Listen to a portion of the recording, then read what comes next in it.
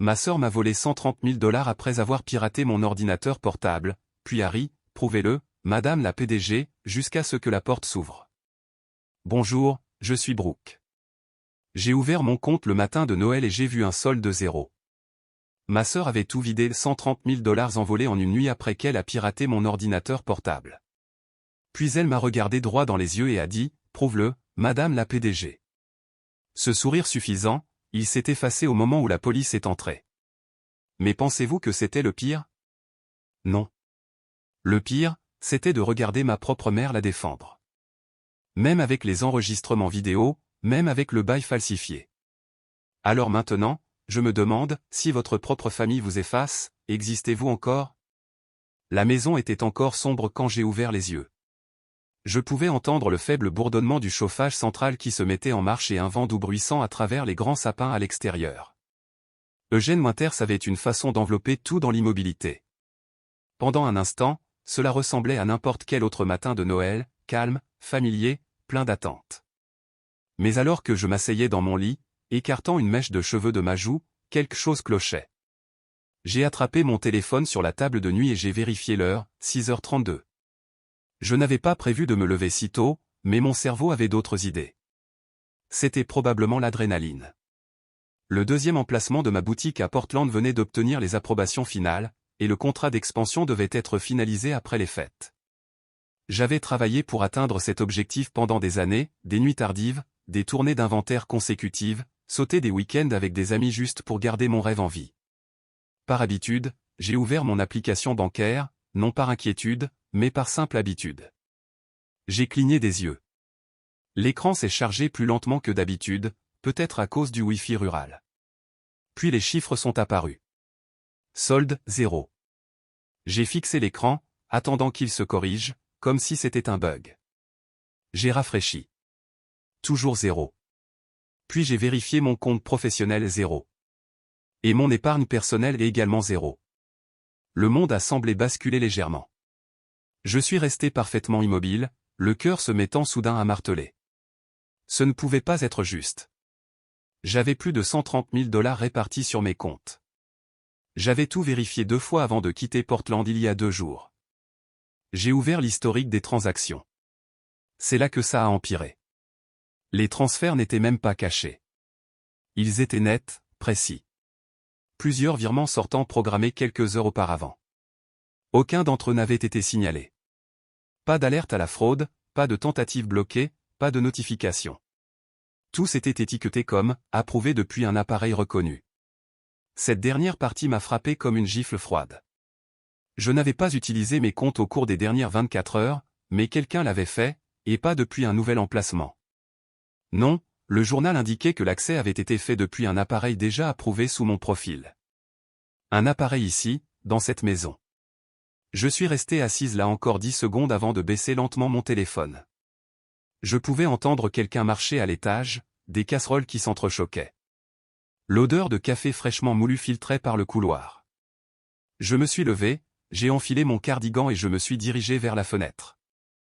La pelouse de devant était encore couverte de givre argenté, mais je sentais de la chaleur derrière mes yeux.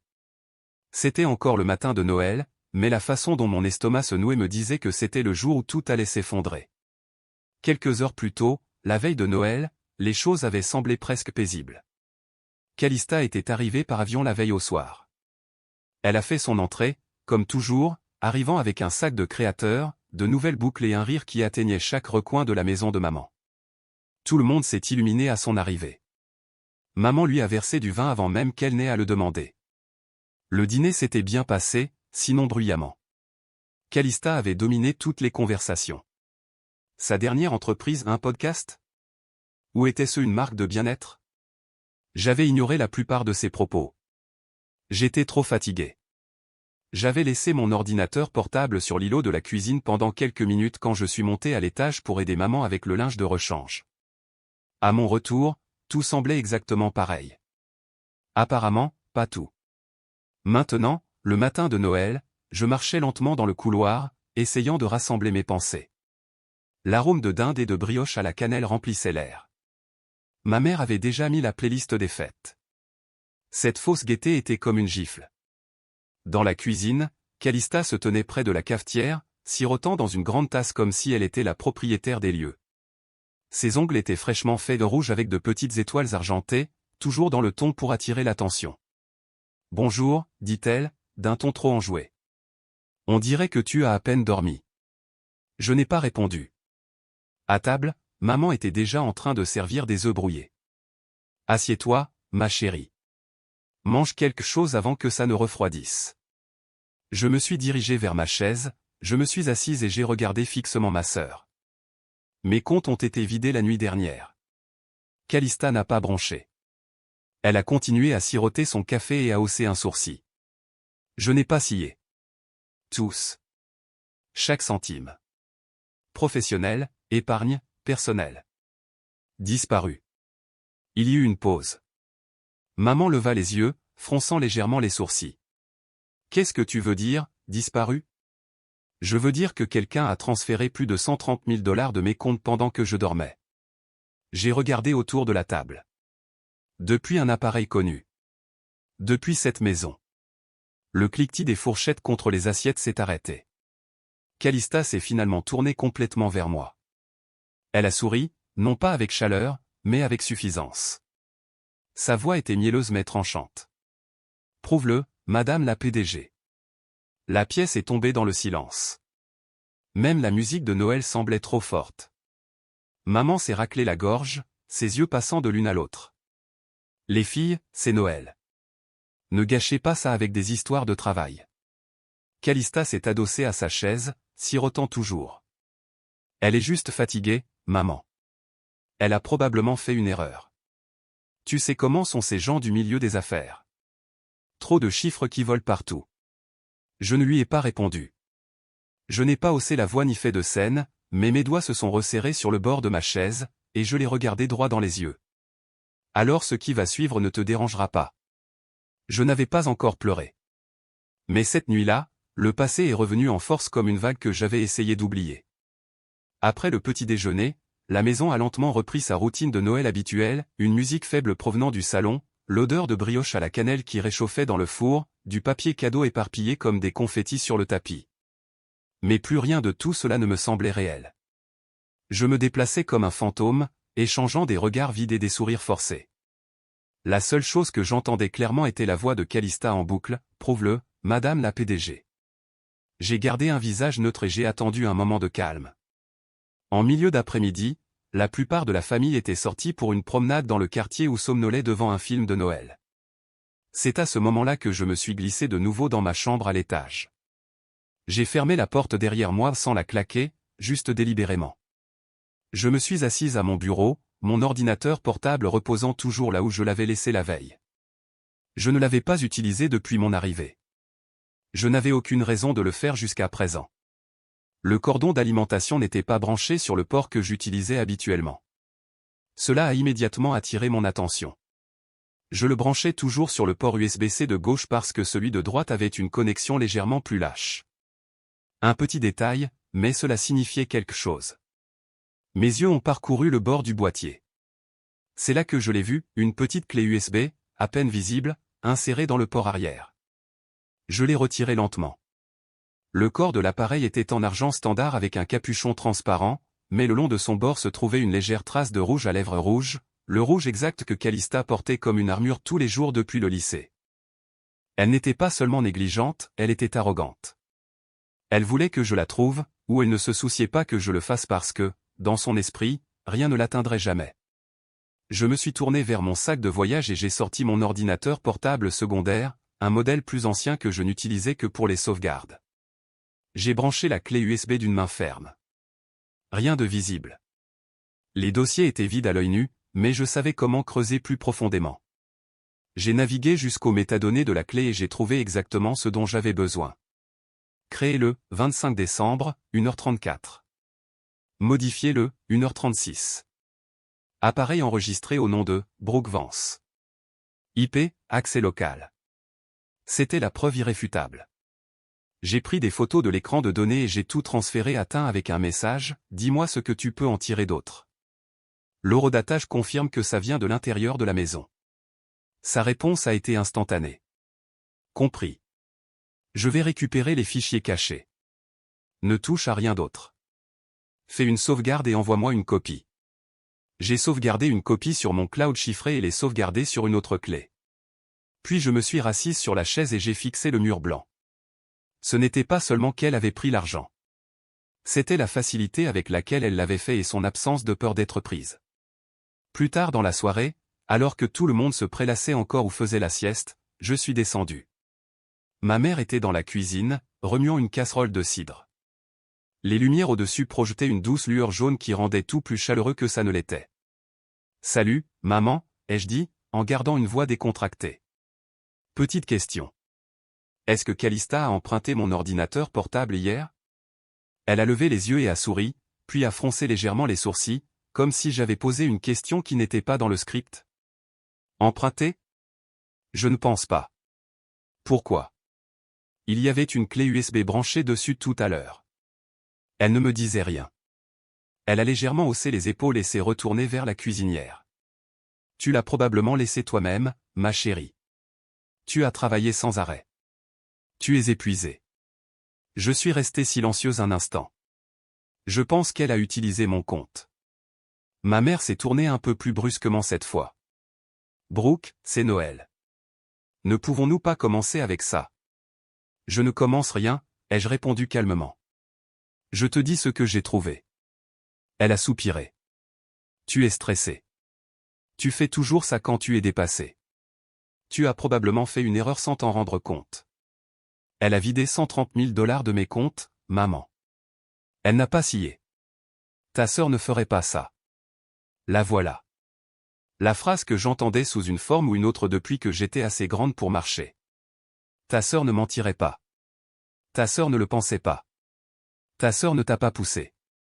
Ta sœur est juste sous pression. La défense de Calista était comme une respiration pour ma mère, automatique, instinctive. Aucune preuve requise. J'ai hoché lentement la tête et je me suis tourné pour partir. Où vas-tu? A-t-elle demandé. Je remonte. J'ai du nettoyage à faire. Je ne m'attendais pas à ce qu'elle suive. Elle ne l'a pas fait. Elle est retournée à son cidre, fredonnant doucement du Bing Crosby. De retour dans ma chambre, j'ai ouvert un ancien document Google intitulé « Stratégie de lancement de la boutique 2 ». Il avait été rempli de projections, de notes marketing, de contacts de fournisseurs et des années d'idées condensées dans ce seul fichier. Je l'ai renommé « Preuve ». Sur la première page, j'ai tapé « 25 décembre ». Compte vidé. Clé USB trouvée. Maman ne me croit pas, j'ai fait une pause. Puis j'ai ajouté « Elle ne m'a jamais cru ». J'ai continué à taper. Chaque détail dont je me souvenais, chaque changement subtil, chaque lacune dans le comportement. Quand l'argent a été pris, quand la clé USB a été insérée, quand mon cordon a été déplacé, chaque détail est devenu un point de liste. Il ne s'agissait pas de monter un dossier. Pas encore. Il s'agissait d'y voir plus clair. Car je savais une chose en regardant ce document à l'écran, elle l'avait fait, et personne ne viendrait me sauver. Quand j'avais 15 ans, j'ai perdu mon téléphone. Ou du moins, c'est ce qu'on m'a dit. C'était un petit téléphone à clapet bon marché. J'avais travaillé 3 mois à garder les jumeaux d'en face pour me le payer. Je me souviens de la sensation de la coque, bleu vif avec de petites étoiles au dos. Et de la fierté que j'ai ressentie le jour où je l'ai finalement ramené à la maison. Ce n'était rien d'extraordinaire, mais c'était à moi. Puis un jour, avant mon anniversaire, il a disparu. J'ai fouillé chaque tiroir, chaque panier à linge, même la poubelle. J'ai regardé sous mon lit 3 fois. Le lendemain matin, quand je l'ai dit à maman, sa réponse a été immédiate, automatique. Tu l'as probablement égaré. Ne commence pas à accuser les autres. Je savais exactement qui l'avait pris, mais je n'ai pas encore dit son nom. Une semaine plus tard, je suis passé devant la chambre de Calista pendant qu'elle était sortie et je l'ai vu poser sur sa commode comme s'il avait toujours été là, mon téléphone à clapet bleu, les mêmes étoiles, la même tache au dos. Je suis entré, je l'ai pris et je l'ai ouvert. Il y avait une nouvelle carte SIM à l'intérieur. J'ai attendu ce soir-là, quand elle était seule dans la cuisine, à essuyer des verres en fredonnant. J'ai brandi le téléphone, je n'ai rien dit, j'ai juste attendu qu'elle se retourne. Elle y a à peine jeté un coup d'œil avant de lever les yeux au ciel. Quoi? C'est mon téléphone. Non, a-t-elle dit, en traînant sur le mot comme si j'étais lente. C'est le mien. Tu l'as pris dans mon sac. Elle a ricané, s'essuyant les mains avec le torchon. Pourquoi voudrais-je de ton téléphone bon marché? Je l'ai trouvé dans ton tiroir. Tu crois que j'ai besoin de tes affaires, a-t-elle lancé sèchement. Grandis un peu. Puis elle m'a giflé. Pas assez fort pour faire un bleu, mais assez fort pour me stupéfier. Elle avait 18 ans. J'en avais à peine 15. Et quand maman a su ce qui s'était passé, elle m'a dit que je l'avais probablement contrarié, que Calista était sous pression avec l'école, que j'avais peut-être laissé le téléphone quelque part et que c'en était un autre. J'ai arrêté de me battre après ça. J'ai arrêté d'en parler. C'est là que j'ai appris que dans notre maison, avoir raison n'avait aucune importance si vous n'étiez pas la favorite.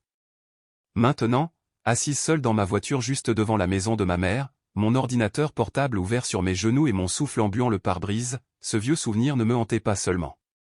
Il me brûlait. Parce que ce n'était pas la première fois, c'était la dernière.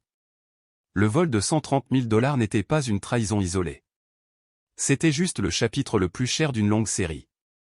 Le bout de mes doigts flottait au-dessus du clavier. J'aurais dû vérifier mes fichiers de sauvegarde, revoir les métadonnées de la clé USB, comme Tim l'avait demandé. Mais je ne pouvais pas me défaire de la façon dont mon estomac s'était noué quand j'avais vu cette tache de rouge à lèvres sur le port USB plus tôt. La même signature arrogante que Calista laissait toujours derrière elle.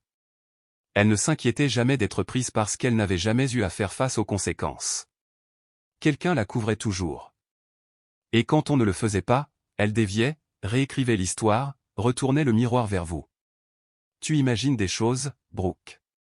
Tu es juste fatigué. Tu réagis toujours de manière excessive. C'étaient les refrains de mon enfance. Chacun une couture dans la courte pointe de manipulation psychologique qui couvrait tout ce que nous faisions. J'ai fermé l'ordinateur portable et je me suis adossé au siège de la voiture. L'air froid s'infiltrait à travers mon manteau, mais je l'accueillais. Il m'aidait à garder l'esprit vif, concentré. Une voiture est passée lentement dans la rue. Des enfants riaient quelque part au loin, se lançant des boules de neige et se poursuivant sur le trottoir. Je pensais autrefois que Noël était un espace sûr. Maintenant, cela ressemblait à une pièce de théâtre dans laquelle je n'avais jamais été choisi, seulement autorisé à regarder depuis les coulisses.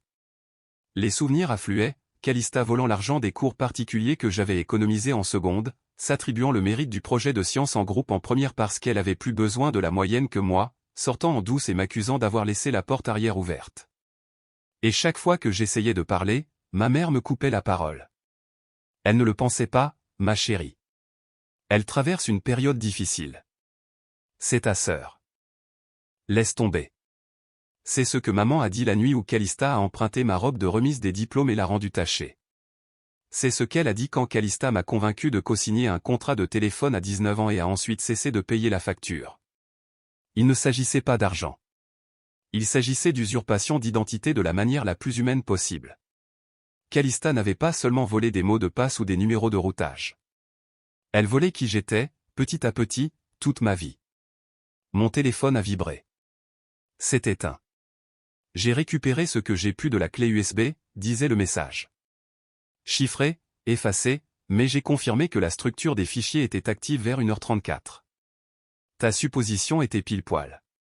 Définitivement manipulée depuis ton réseau. J'ai pris un moment avant de répondre. Je savais qu'elle avait déjà fait ça, mais cette fois, je ne reculerai pas, mes mains ne tremblaient pas. Je ne me sentais pas comme la jeune fille de 15 ans qui avait été réduite au silence par une gifle. Je me sentais comme une femme au bord d'un choix, et je savais ce que j'allais faire. Je suis rentré lentement, laissant mes pensées se calmer. Au moment où je me suis garé dans l'allée, le ciel était passé à ce gris bleu doux qui précède le coucher du soleil. Je pouvais voir des lumières allumées dans la salle à manger. Des rires encore. Calista, sans doute tenant le crachoir avec ses histoires. Je ne suis pas entré tout de suite. Au lieu de cela, j'ai rouvert mon ordinateur portable, ouvert le fichier que j'avais renommé « Preuve » et j'ai commencé à taper. Clé USB utilisée sur appareil connu confirmé. Horodatage des métadonnées correspondant à la fenêtre de violation présumée. Tim Morgan vérifiant les journaux de chiffrement de second niveau. J'ai ajouté chaque petite chose dont je me souvenais, le transfert de contrat, le silence soudain des fournisseurs le mois dernier, la paire de boucles d'oreilles supplémentaires que Calista portait, correspondant à une paire que j'avais conçue et jamais publiée. Je ne documentais plus seulement ce qui s'était passé. Je suivais un schéma d'effacement. Mais cette fois, je n'allais pas être effacé. Son cadeau de Noël à maman, le collier que je rêvais d'acheter avec mon fonds d'expansion. Il était presque midi quand je suis entré dans le salon, et la cheminée projetait une lumière vacillante sur la table basse encombrée. Maman était assise sur le canapé, sa robe de chambre drapée lâchement sur ses épaules, admirant quelque chose de petit et scintillant dans ses mains. Le soleil traversait la fenêtre derrière elle, captant l'éclat d'un collier en gouttes de saphir niché dans une boîte en velours. Je me suis arrêté net. Mon souffle s'est coupé.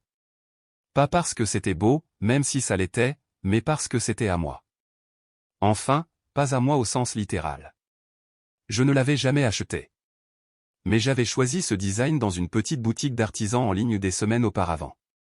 Je l'avais mis en favori après avoir signé le bail de ma deuxième boutique à Portland.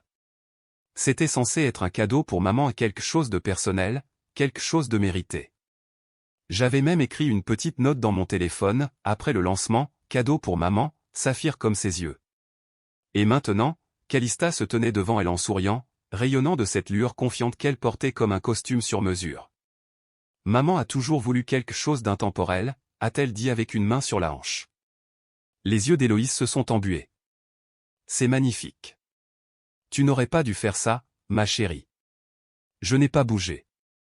J'ai regardé ma mère se pencher en avant, la serrant dans ses bras comme un enfant qui venait de remettre une carte dessinée à la main. Ce n'est rien, a répondu Calista avec un faux haussement d'épaule. Tu mérites de belles choses. Je l'ai senti alors, plus profondément que la rage, plus profondément que l'humiliation et une sorte de pourriture. Elle n'avait pas seulement volé l'argent. Elle a volé le moment. Plus tard dans la journée, quand le bruit du papier cadeau et du vin s'était calmé, je me suis retrouvé dans la cuisine avec maman. Calista était à l'étage en train de passer un appel. Fort, bien sûr, pour que tout le monde sache qu'elle était toujours occupée, toujours importante. Maman faisait la vaisselle lentement, fredonnant quelque chose de vieux et de faux. Où a-t-elle eu le collier, ai-je demandé légèrement, en m'appuyant contre le comptoir. Elle s'est tournée vers moi, souriant à moitié. Oh, elle économise depuis des mois. Elle a dit qu'elle voulait rendre ce Noël spécial. J'ai hoché la tête, je n'ai rien dit de plus, et je l'ai laissé retourner au fredonnement de sa routine de fête. Je n'ai pas demandé si maman se souvenait que j'avais dit que je voulais lui offrir quelque chose de similaire. Je n'ai pas mentionné le saphir que je lui avais montré lors d'un dîner en novembre parce que je connaissais déjà la réponse. Elle aurait probablement dit « Oh, tu dois te tromper de souvenir, ma chérie. » Et même si ce n'était pas le cas, quelle importance cela aurait-il eu? À l'étage, j'ai de nouveau ouvert mon ordinateur portable. Tin venait de répondre par courriel au sujet de la clé USB, mais j'avais besoin d'une pause des preuves, des faits, des écrans et des chronologies. J'avais juste besoin de m'asseoir avec ce sentiment pendant une minute. Je me suis souvenu de juillet dernier, lorsque j'étais passé pour la première fois devant la vitrine du nord-est de Portland. C'était un petit bâtiment en briques avec du lierre grimpant sur le côté. Rien de tape à accent grave-l'œil, mais ça semblait juste. Je pouvais déjà imaginer mon logo dans la vitrine, le comptoir de caisse en bois recyclé que j'avais conçu et esquissé dans mon carnet. Cet endroit représentait quelque chose que j'avais construit de mes propres mains, avec mes propres dettes, mes propres instincts. Et maintenant, j'ouvrais mes courriels pour revérifier un message que mon avocat immobilier m'avait envoyé la veille, quelque chose concernant une signature de document qui nécessitait une confirmation. En parcourant le fil de discussion, mes yeux se sont posés sur une ligne qui m'a glacé le sang. Juste pour confirmer la réception du formulaire de bail révisé soumis hier. Nous avons joint la version finale ici, telle que signée par C.E. Marlin. Quoi? J'ai ouvert la pièce jointe. C'était là. Le même bail, la même adresse, les mêmes conditions, mais sous propriétaire et exploitant, on pouvait lire « Calista Marlin ». Non, ce n'était pas une coïncidence. Ce n'était pas une erreur. J'ai vérifié l'historique des modifications. Effectivement, les métadonnées indiquaient son courriel comme dernier modificateur. Elle n'avait pas seulement pris l'argent. Elle a pris l'avenir que j'avais planifié, jusqu'au moindre mètre carré. Je suis resté assise là quelques minutes, juste en respirant. Je n'ai pas crié. Je n'ai rien jeté. Mais j'ai fait quelque chose qui semblait plus dangereux que la rage. J'ai ouvert mon dossier, preuve, et j'ai créé 3 nouveaux sous-dossiers, cadeaux, bail et passé. Dans le premier, j'ai mis une capture d'écran du collier provenant du site web de la boutique, ainsi qu'une nouvelle photo de maman le portant, prise plus tôt dans la journée sans que personne ne s'en aperçoive. Dans le deuxième, j'ai ajouté la pièce jointe du bail, mon fil de courriel avec l'avocat et les informations des métadonnées. Et dans le troisième, j'ai commencé à écrire chaque incident dont je me souvenais, chaque fois qu'elle m'avait égratigné petit à petit le téléphone, l'argent des cours particuliers, la robe, le contrat de téléphone raté, la fois où elle s'est invitée au lancement de mon produit et a volé le micro pendant mon discours pour parler de notre parcours de sœur. Je ne savais pas encore ce que je ferais de tout cela, mais je savais une chose. Elle avait toujours pris toujours. Cette fois, j'allais la forcer à tout rendre. Ne laisse personne te rabaisser, pas même ta sœur. C'était la ligne qu'il avait écrite dans les derniers mois. Son écriture était plus lente alors, plus prudente, mais les boucles conservaient toujours la même tendresse que je me rappelais des listes de courses, des cartes d'anniversaire et des notes autocollantes qu'il laissait sur le réfrigérateur. Il savait qu'il n'avait plus beaucoup de temps. Nous le savions tous. Mais il y avait quelque chose de différent à le savoir, à sentir les bords de l'adieu se rapprocher chaque jour. J'ai trouvé la lettre glissée dans la couverture du carnet de croquis qu'il m'avait donné pour mes 22 ans. Il m'avait dit un jour que les pages blanches étaient une forme de liberté, une façon de parler quand votre voix tremblait ou quand on avait l'impression que personne n'écoutait. Je n'y avais pas beaucoup dessiné, honnêtement. Peut-être quelquefois quand le deuil devenait assez silencieux pour laisser place à la créativité. Mais cette lettre, ces mots je les avais lus une centaine de fois depuis les funérailles. Tu n'as pas besoin de crier pour être puissante, Brooke, mais ne laisse pas leur silence t'effacer. Cette nuit-là, assise sur le bord de mon lit d'enfant, le collier volé à 3 portes de là et le bail de ma boutique modifié sans mon consentement, cette phrase a allumé quelque chose en moi, comme une allumette frottée contre du bois sec. J'ai plié la lettre le long de ses anciennes rainures et je l'ai remise dans le carnet de croquis, la plaçant soigneusement dans le tiroir du bureau que j'utilisais autrefois pour mes devoirs et mes dossiers d'inscription à l'université. Il était presque minuit quand je suis descendu sur la pointe des pieds. La maison s'était calmée depuis longtemps. Le lave-vaisselle murmurait en arrière-plan, et l'horloge murale antique dans le couloir faisait un tic-tac régulier, comme un battement de cœur. C'était le seul son qui n'avait pas changé depuis toutes ces années. La lumière de la cuisine était allumée. Calista se tenait là, pieds nus, sirotant du vin rouge dans l'un des verres en cristal de maman, ce que nous n'étions pas censés utiliser en dehors des fêtes. Elle n'a pas été surprise de me voir. Elle n'a pas bronché ni rien caché. Elle a juste souri avec suffisance, comme si elle s'attendait à ce moment depuis le début. Alors, dit-elle sans se tourner complètement. Toujours en colère, hein. Son ton était à moitié provocateur, à moitié dédaigneux, la façon dont elle parlait toujours quand elle pensait avoir le dessus. Je me suis appuyé contre le cadre de la porte, croisant les bras, non pas pour me protéger, mais pour les empêcher de trembler. « Pourquoi as-tu fait ça ?» ai-je demandé. Elle a de nouveau porté son verre à ses lèvres et a pris une lente gorgée avant de le poser avec un peu trop d'insistance sur le comptoir en granit. Fais quoi? Je l'ai fixé, les yeux stables. Tu sais exactement de quoi je parle. Elle a légèrement penché la tête, un haussement d'épaule paresseux accompagnant son expiration. Tu as toujours eu la vie plus facile, Brooke. Maman s'est pliée en 4 pour toi. Tu étais la silencieuse, la travailleuse, celle qui réussissait. Tu sais ce que j'ai eu, moi? Des attentes. Je devais être parfaite. Toi, tu pouvais disparaître pendant des semaines, revenir avec un nouveau projet, et soudain tu étais l'enfant prodige avec ta petite boutique. J'ai senti la brûlure de la rage onduler sur ma poitrine, mais j'ai gardé une voix stable. Tu penses que j'ai eu la vie facile, ai-je demandé. Tu n'avais rien à prouver, dit-elle, soudain plus fort. Les gens t'aimaient, tout simplement. Non, ai-je dit, ma voix plate mais ferme. J'ai dû tout construire à partir de zéro en ayant à peine de quoi payer le loyer. Tu voyageais à travers l'Europe. J'accumulais des conserves de soupe en priant pour qu'on ne me coupe pas l'électricité. Tu penses que c'est le fait d'être aimé qui a construit cette boutique? Tu penses que c'est le fait d'être silencieuse qui a payé les factures? La bouche de Calista s'est transformée en une moue, mais elle n'a pas parlé. J'ai manqué des anniversaires. J'ai travaillé pendant les fêtes. J'ai cousu du tissu à la main jusqu'aux petites heures du matin pendant que tu étais dans des bars sur les toits, vidant des cartes de crédit que tu n'as jamais eu l'intention de rembourser. Il y a eu un silence après ça, pas le genre qui attend la réconciliation. Le genre qui a confirmé que quelque chose d'irréversible s'était brisé. Tu as vidé mes comptes, ai-je continué. Tu t'es connecté à mon portail d'entreprise, tu as modifié le bail, tu as falsifié des signatures, tu es entré dans ma vie et tu as découpé la part que tu pensais te revenir de droit. Elle a baissé les yeux sur son verre de vin, puis de nouveau sur moi. Tu me dois quelque chose, dit-elle doucement. D'une manière ou d'une autre, j'allais obtenir ce que je méritais. Je me suis approché, non pas avec malice, mais avec clarté. Quelque chose de plus froid que la colère, de plus ancien. Tu veux ce que j'ai, ai-je dit. Alors gagne-le. Mais je ne te laisserai pas prendre ce pourquoi j'ai saigné. Elle m'a regardé, stupéfaite. Pour une fois, elle n'avait pas de répartie. Ce sourire suffisant était tombé. Je me suis retourné et je suis sorti, le plancher en bois craquant sous mes pas. Je n'ai pas claqué la porte en remontant. Je n'en avais pas besoin.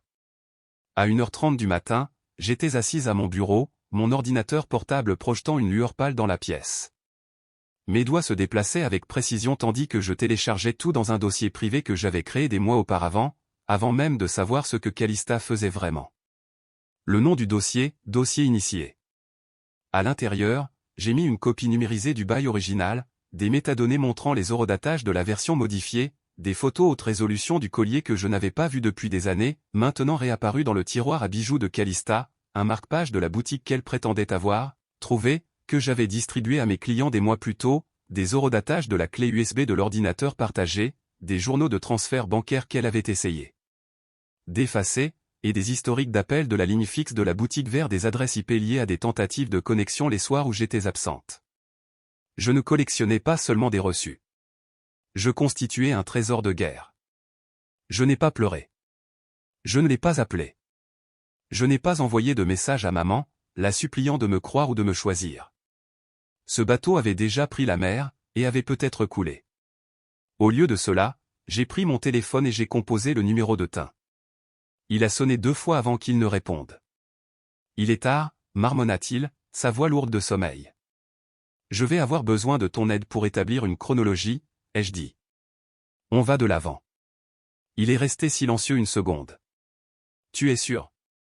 Je ne demande pas la permission, Tin. Je te demande si tu es partant. Il y a eu une longue pause. Puis, je suis partant. Je lui ai envoyé le dossier chiffré par courriel et je me suis adossé, le poids dans ma poitrine se déplaçant. Pas plus léger, mais différent. Déterminé. J'ai fixé le plafond, laissant le silence me tenir compagnie. Non pas dans la peur, mais dans la confirmation. J'ai pensé à la première fois où j'avais parlé à Calista de mon rêve d'ouvrir une boutique.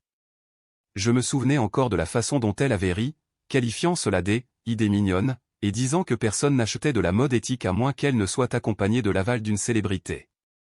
Elle m'avait dit que j'étais naïve, que j'étais petite. Mais je ne l'étais pas. Plus maintenant. Je n'étais pas le plan de secours.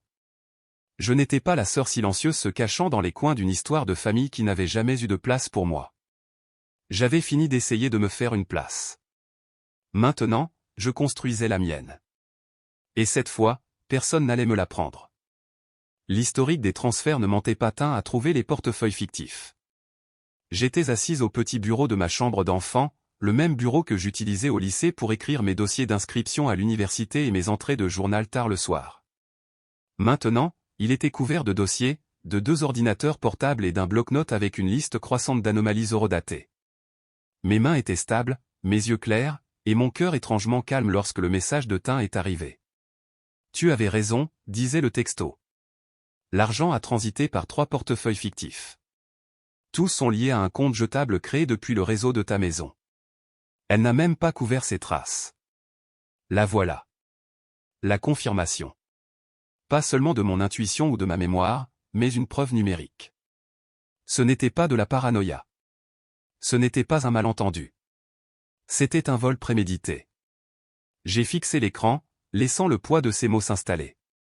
Ce n'était pas seulement l'argent, bien que le montant soit stupéfiant.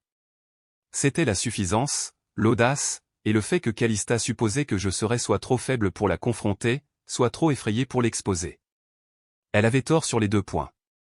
Je me suis levé, j'ai fait les 100 pas un moment, puis j'ai cherché dans le tiroir près de mon lit. Il y a quelques mois, après un petit cambriolage dans l'arrière-boutique de ma boutique, j'ai acheté une mini-caméra sur un site de technologie. Discrète, activée par le mouvement. Je l'ai installée dans mon appartement de Portland, et quand je suis rentré pour les fêtes, je l'ai apportée avec moi. Par habitude, plus qu'autre chose. Juste au cas où.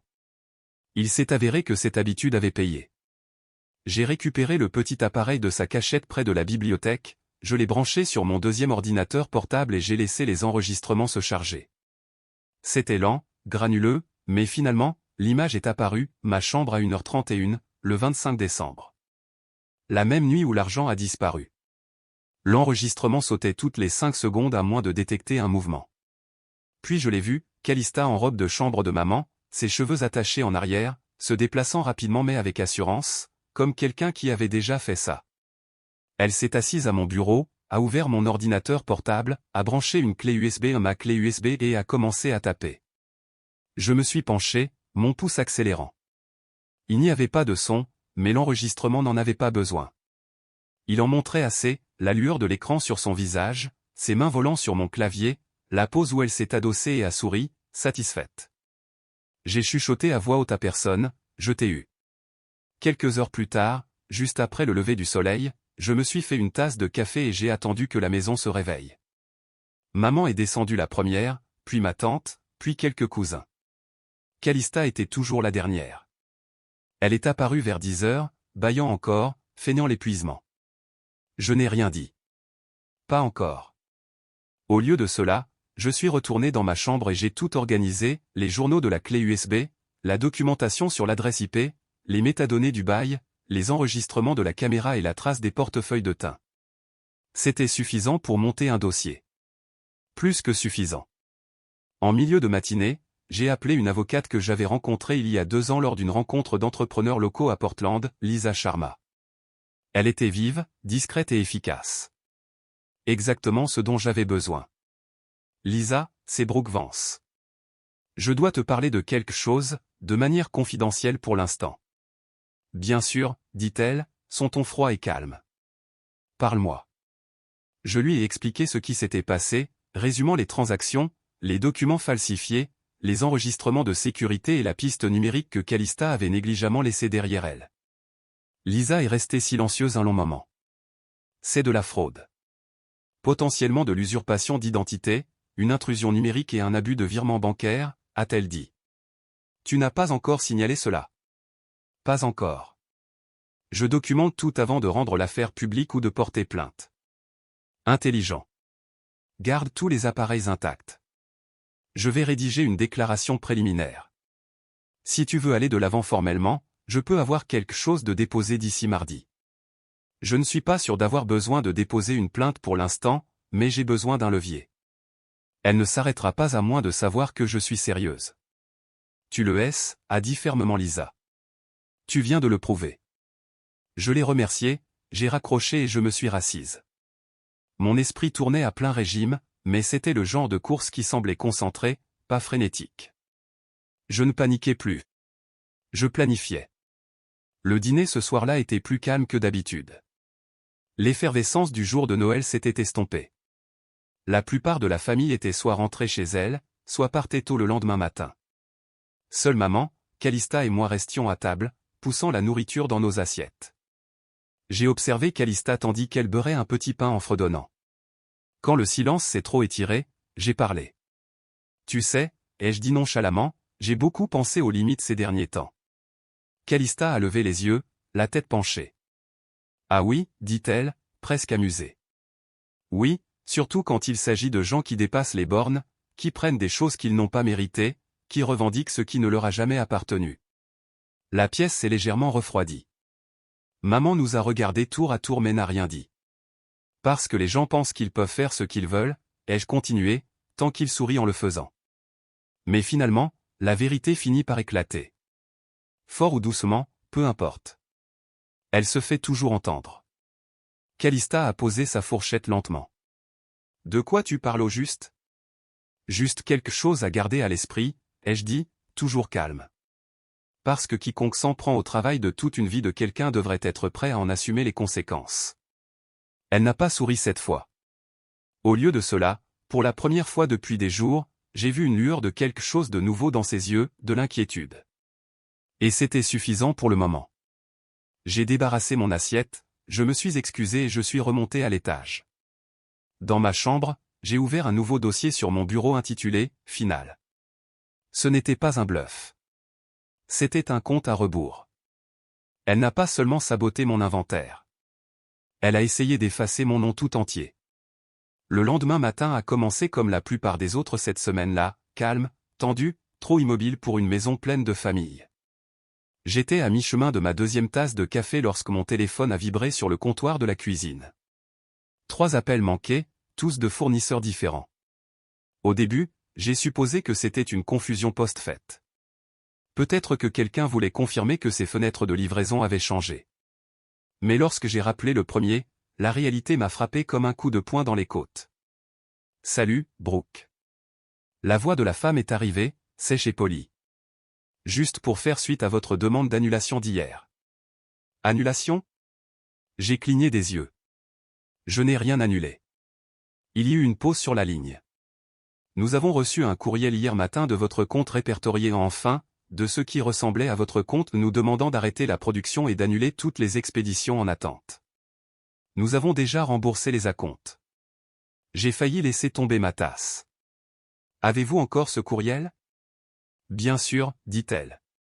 Nous avons trouvé ça étrange, mais vous savez, les fêtes, les gens sont dépassés. » Les 2 appels suivants étaient presque identiques. Chacun confirmait la même histoire.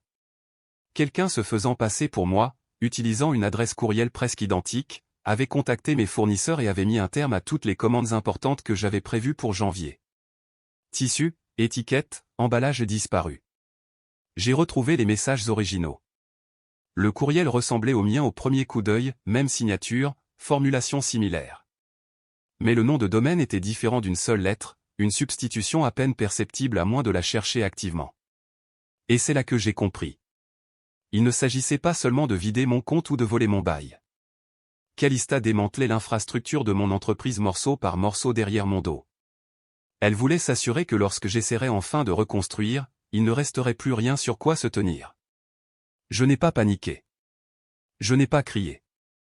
J'ai ouvert mon application de notes et j'ai ajouté une nouvelle section, interférence par courriel. 3 annulations de fournisseurs. Faux domaine. Je l'ai sauvegardé, j'ai verrouillé le téléphone et je suis sorti prendre l'air. Le froid m'a giflé les joues dès que j'ai franchi le porche. Je suis resté là un moment, respirant l'air vif de l'hiver, comptant jusqu'à 10 juste pour me calmer. Puis mon téléphone a de nouveau vibré. Cette fois, c'était un message de Dani, ma colocataire de l'université et l'une des rares personnes en qui j'avais encore confiance pour une mise à jour personnelle. Son message disait « Bordel, félicitations pour le profil. Tu ne m'as pas dit que Forbes Local faisait un article sur toi. » J'ai fixé l'écran. « Quel profil ?» Elle a envoyé une capture d'écran. Le titre disait « Rencontrer la femme qui redéfinit la mode éthique dans le Nord-Ouest ». L'image sous le titre m'a retourné l'estomac. C'était Calista, debout devant ma boutique, portant un de mes manteaux conçus sur mesure, tenant une tasse à café réutilisable avec mon logo dessus, et la légende, Calista Marlin, fondatrice et directrice de la création de The Rooted Trade. Ce nom. Mon nom. Ma boutique. J'ai senti quelque chose se rompre en moi. Je suis allé à ma voiture, j'ai ouvert la portière, je me suis assise et j'ai juste regardé par le pare-brise. Il ne pleuvait même pas. Ce n'était même pas dramatique. C'était juste silencieux. Et dans ce silence, j'ai commencé à trembler. Pas de tristesse, pas même de rage, de pure fureur concentrée. Elle ne voulait pas être moi. Elle voulait m'effacer. Je ne pleurais pas. Je n'avais même pas envie de pleurer. J'ai cherché dans mon sac, j'ai sorti mon iPad et je me suis connecté à l'ancienne plateforme de newsletter de la boutique. Je ne l'avais pas utilisée depuis des mois, pas depuis que nous étions passés au contenu social, mais la liste de contacts était toujours là, clients, investisseurs, presse. J'ai rédigé une simple annonce. Salut les amis. Au cours des prochains jours, je partagerai quelque chose de personnel, quelque chose qui n'affecte pas seulement moi, mais ce que signifie créer, construire et protéger ce que vous aimez. Preuve, schéma, pistes écrites. Bientôt, Brooke. Avant d'appuyer sur envoyer, j'ai hésité. C'était la ligne à ne pas franchir. Une fois que je l'aurais franchie, il n'y aurait pas de retour en arrière. Mais ensuite, j'ai pensé au bail, au collier, aux enregistrements, et à toutes les années précédentes. J'ai appuyé sur envoyer. En moins d'une heure, les réponses ont commencé à affluer. Est-ce que tu vas bien? Je viens de voir quelque chose de bizarre sur LinkedIn. C'est ta sœur, Brooke? Nous avons toujours cru en ton travail. Quoi qu'il se passe, nous sommes derrière toi. Ce n'était pas un raz-de-marée. Pas encore. Mais c'était un mouvement. C'était de l'air après avoir été sous l'eau trop longtemps. De retour à l'intérieur de la maison, j'ai croisé Calista dans les escaliers. Elle avait son téléphone à la main et a à peine levé les yeux. Elle a souri, suffisante et sans effort. Tu as l'air fatigué. J'ai souri en retour. Tu devrais. J'ai continué à marcher. Le courriel est arrivé. La date du tribunal était fixée. Elle ne l'a jamais vu venir. 3 jours avant la date prévue au tribunal, j'étais de retour dans mon appartement à Portland, assise par terre, entourée de dossiers en manille et de tasses à café vides. La pluie tapait régulièrement contre les fenêtres. Je n'avais pas dormi plus de 5 heures au cours des 2 dernières nuits, mais je me sentais vive, claire d'une manière que je n'avais pas connue depuis Noël. Le dossier était en béton. Je le savais, mais le savoir et le croire étaient 2 choses différentes jusqu'à ce que je reçoive le message de Ronin. Il est arrivé sur mon compte chiffré tard cet après-midi-là, un mémo vocal simplement intitulé « Pour toi ». La lecture a commencé, grinçante, mais j'ai reconnu la voix tout de suite. La sienne. Tu penses sérieusement qu'elle va se battre contre ça? Calista riait, du même rire qu'elle utilisait toujours quand elle pensait que personne ne pouvait l'atteindre. J'ai déjà changé ce fichu bail. Elle craquera avant le procès. Il y eut une courte pause, puis la voix de Ronin, basse, fatiguée. Elle ne va pas craquer. Calista a ricané. S'il te plaît, c'est Brooke. Elle plie dès que quelqu'un remet en question son ton. Puis Ronan de nouveau. Peut-être qu'elle mérite de gagner cette fois. Je l'ai écouté 2 fois. Une fois pour l'absorber, une fois pour le transcrire. Puis je l'ai ajouté au dossier des preuves juste sous la section intitulée « Intention ». Cet enregistrement a tout scellé. Quand le mardi matin est arrivé, je portais un pantalon noir, un chemisier bleu ardoise et le manteau que j'avais cousu moi-même à l'époque où la boutique n'était qu'un rêve sur papier. Tin est venu me chercher à 7h45 précise, et nous avons conduit l'heure et demie jusqu'au palais de justice du comté de Marion, principalement en silence. Il n'avait pas besoin de dire quoi que ce soit. Sa seule présence me donnait l'impression que quelqu'un était de mon côté. Les salles d'audience sont plus silencieuses que la plupart des gens ne l'imaginent. Il n'y a pas de musique dramatique, pas de crise de colère, juste un éclairage fluorescent, des termes juridiques murmurés et le grincement occasionnel d'une chaise qui bouge légèrement. Calista est arrivée avec 15 minutes de retard.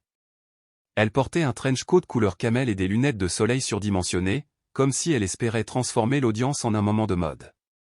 Maman était avec elle. Elles se sont assises de l'autre côté de la pièce. Calista ne m'a pas regardé une seule fois. Maman l'a fait, cependant, mais seulement brièvement, comme si elle essayait de se convaincre qu'elle ne me reconnaissait pas. Le juge a ouvert la session. Mon avocate, Lisa, s'est levée et a commencé à exposer notre cas, un effort systématique pour saper mon entreprise, une usurpation d'identité, une falsification de documents numériques, une manipulation financière et un préjudice à la réputation. Les pièces à conviction AF ont été présentées, chacune confirmant ce que je savais depuis des semaines, des journaux IP remontant à la maison de notre mère, la création de fichiers USB horodatés, les enregistrements de la mini-caméra, l'accord de bail modifié, les métadonnées de l'usurpation de courriel, et maintenant, le mémo vocal. La présentation de Lisa était calme mais précise. Au moment où elle s'est assise, il n'y avait plus rien à remettre en question. L'avocat de Calista a tenté de détourner l'attention, suggérant une mauvaise communication, des tensions familiales et un chevauchement d'activité comme explication possible, mais même lui semblait peu convaincu. À un moment donné, Calista s'est penchée et lui a chuchoté quelque chose. Il ne l'a même pas noté. Le juge a fait une pause, a ajusté ses lunettes et a regardé directement Calista. Il vous est ordonné par la présente de rembourser à la plaignante 126 400 $ en restitution.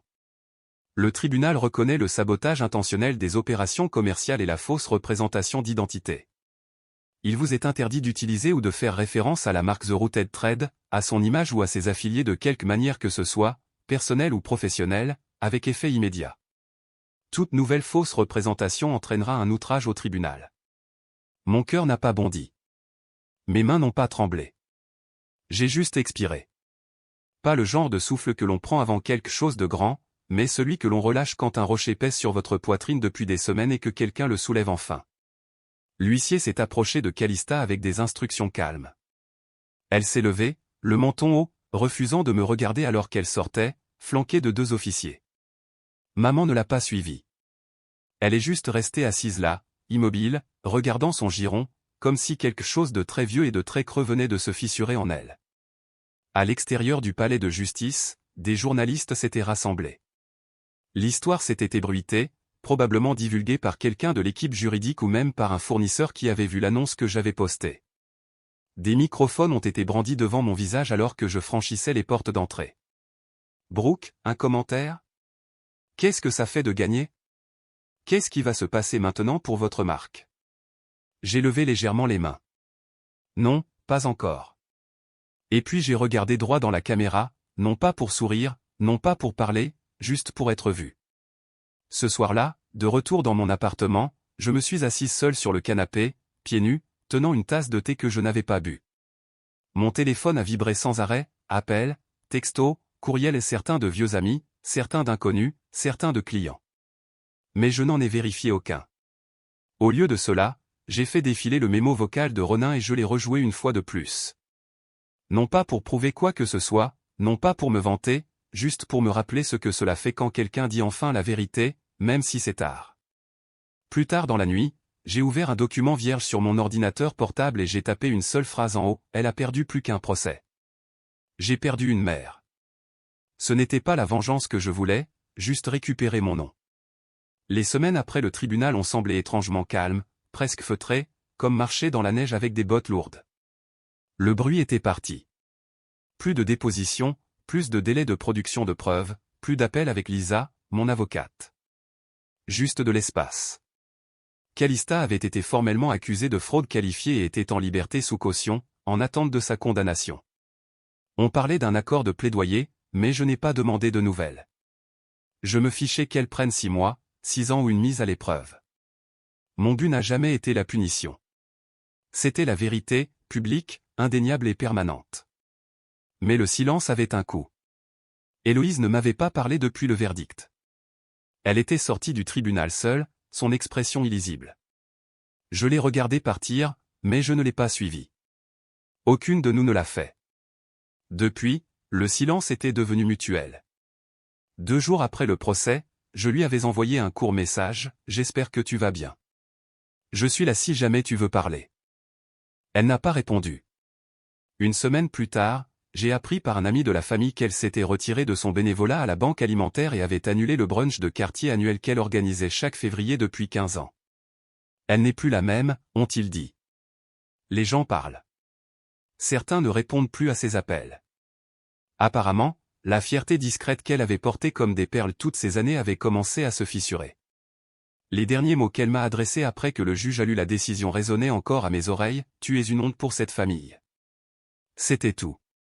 Pas de questions, pas d'excuses, juste ça. Et donc, j'ai arrêté d'attendre. La vérité, c'est que je n'avais pas besoin d'une mère qui avait besoin que je reste silencieuse pour être aimée. J'avais besoin d'une vie qui reflétait ce que j'avais réellement construit, seule, désordonnée, honnête. Pas parfaite, mais la mienne. À peu près au même moment, quelque chose d'autre a commencé à se produire. Silencieusement au début, comme une seule goutte dans une eau calme. Une publication était apparue sur Reddit. Un utilisateur racontant mon histoire sous le titre « Elle a perdu 130 000 $ mais ne s'est pas perdue elle-même ». C'était simple, brut et sans filtre. Pas de nom, juste les grandes lignes de la trahison, de la vérité et de la justice du tribunal. Puis ça s'est répandu. D'autres femmes ont commencé à commenter. Ma sœur a vidé mes économies quand j'étais en chimio. Personne ne m'a cru non plus. Mon mari a falsifié ma signature pour obtenir une 2e hypothèque. On m'a dit de me taire pour le bien des enfants. Ma mère a toujours cru mon frère, même quand j'avais des bleus. Ça a continué, et puis, lentement, des messages ont commencé à m'arriver. Certains via le formulaire de contact de la boutique, d'autres à mon courriel personnel. Quelques-uns étaient des lettres manuscrites envoyées à ma boutique. Une femme a écrit « Votre histoire m'a donné le courage de quitter ma famille toxique et d'ouvrir la boulangerie dont j'ai toujours rêvé. Je l'appelle le pain des filles courageuses. Merci. » Une autre « J'ai suivi votre procès. J'ai pleuré quand le juge a statué en votre faveur. J'attends toujours justice, mais je n'ai plus peur de parler. La validation n'est pas venue de la famille dans laquelle j'étais né. Elle est venue de la communauté que je ne savais même pas que j'avais. Et pour la première fois, je les ai crus quand ils ont dit « Tu n'es pas seul ». Exactement un mois après l'audience, j'ai ouvert les portes de ma deuxième boutique à Portland. Le nouvel espace était sur un terrain d'angle. La lumière du soleil entrait à flot par les hautes fenêtres de devant toute la matinée, captant la lumière sur les étagères en bois de récupération que j'avais aidé à poncer moi-même. Les murs étaient peints en vert sauge, et les cabines d'essayage avaient des crochets en laiton en forme de petites feuilles de chêne. Mais c'est l'enseigne à l'extérieur qui signifiait le plus, troisième chance. Parce que la première était de survivre, la deuxième de se réapproprier, et celle-ci c'était de recommencer, mais selon mes propres termes. Quand les clients sont entrés ce premier jour, je les ai accueillis avec une gratitude tranquille. Je n'ai pas mentionné le procès. Je n'ai pas expliqué le nom. Je les ai juste accueillis comme j'avais toujours rêvé de le faire à l'époque où je n'avais qu'une seule caisse et pas de chauffage en hiver. Sur le mur derrière le comptoir, j'avais accroché deux choses. L'une, une photographie encadrée de mon premier stand éphémère. On pouvait me voir à l'arrière-plan, 19 ans. Posture gauche, main jointe devant une table pliante empilée de foulards cousus main. L'autre, un morceau de papier à lettres pliées et montées sous verre. La lettre de mon père. Tu n'as pas besoin de crier pour être puissante, Brooke.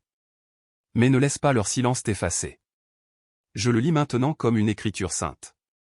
Non pas parce que j'ai encore besoin du rappel, mais parce que j'espère que quelqu'un d'autre le lira. Je n'avais toujours pas parlé à Calista. Je n'étais pas sûr de le faire un jour. Je ne lui avais pas pardonné, mais j'avais cessé de porter le poids de ses choix sur mes épaules, la laissant affronter le monde sans mon silence pour la soutenir. Quant à maman, eh bien, je ne cherchais plus son nom dans ma boîte de réception. J'avais fait la paix avec le fait que certaines mères ne peuvent aimer que l'enfant qui les met en valeur, pas celui qui dit la vérité. Et ce n'est pas grave, parce qu'un amour enraciné dans des conditions n'est pas de l'amour, c'est une performance. Alors que la boutique se remplissait de clients cet après-midi-là, certains anciens, d'autres nouveaux, je suis passé derrière la caisse et j'ai pris une grande inspiration. Non pas parce que j'étais nerveuse, mais parce que je me sentais libre. Elle a volé de l'argent, je l'ai récupéré. Elle a volé le crédit, je l'ai réclamé. Elle a essayé de voler ma voix, maintenant je parle pour les femmes qui n'ont jamais eu leur deuxième chance. Et si vous écoutez, peut-être que c'est la vôtre. Certaines histoires ne se terminent pas par une réconciliation. Certaines se terminent par la vérité. Brooke n'a pas regagné sa famille, mais elle a reconquis quelque chose de plus puissant, sa voix, sa dignité et son avenir. Alors voici la question, que feriez-vous si quelqu'un que vous aimiez dépassait les bornes et vous effaçait? Resteriez-vous silencieux ou vous défendriez-vous? Dites-le moi dans les commentaires. Et si vous voulez plus d'histoires réelles et brutes comme celle-ci, assurez-vous de vous abonner et d'activer la cloche. Vous ne voudrez pas manquer ce qui s'en vient.